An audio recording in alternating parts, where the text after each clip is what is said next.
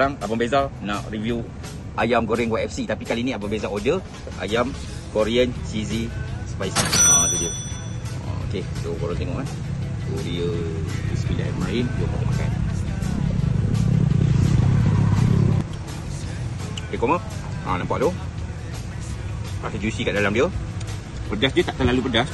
Jadi budak-budak pun boleh makan. Lepas tu, dia ada rasa cheese dia lah. So yang ni memang aku recommend. Patutlah sini best seller ni.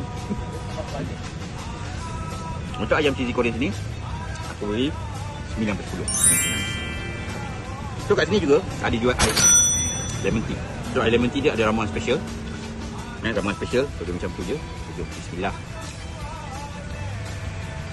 Oi. Okey. Selalu aku minum ais lemon tea ni dia macam ada pahit. Lepas tu dia terlalu masam. Tapi yang ni just nice. So untuk ais lemon tea ni aku bagi 10/10. Okey, seterusnya cheesy chicken popcorn. Bismillah. Okey, cheesy chicken popcorn ni rangup di luar, juicy di dalam. Lepas tu kat luar dia ada cheese. So bila kau makan tu just nice rasa dia. Memang sedap. Yang ni menu budak-budak suka ni. Untuk menu ni aku bagi 9.5/10.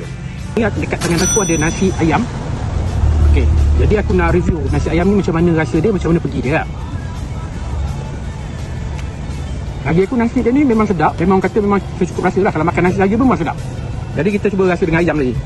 Ini ayam dia, bahagian tight aku ambil. Bismillah.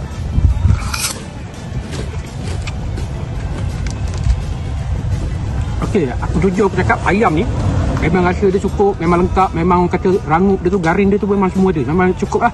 Dia ada sup dia kali. Dia rasa sup dia pun sedap. Memang sup dia ni memang orang kata bukan sup kosong lah. Memang ada rasa ayam. Untuk nasi ayam ni, rate dia bagi saya 9.5/10. Inilah killer menu YFC iaitu ayam goreng crispy. Okey, so nak tahu crispy nampak ni.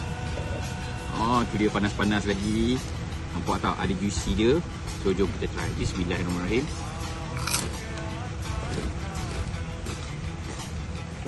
Betul dia punya coating dia crispy, rangup, sedap. Memang rasa macam dekat jenama yang top tu kan. So memang sebab tu aku selalu datang makan kat sini kan. Lepas tu yang penting dia juicy dia tu Allah.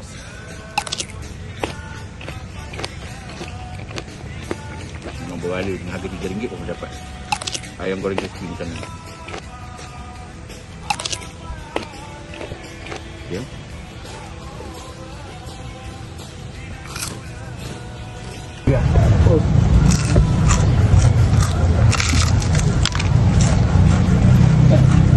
Ayam goreng crispy YFC.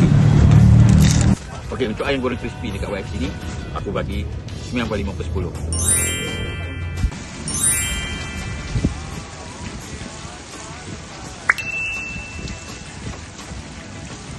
Abang Beza.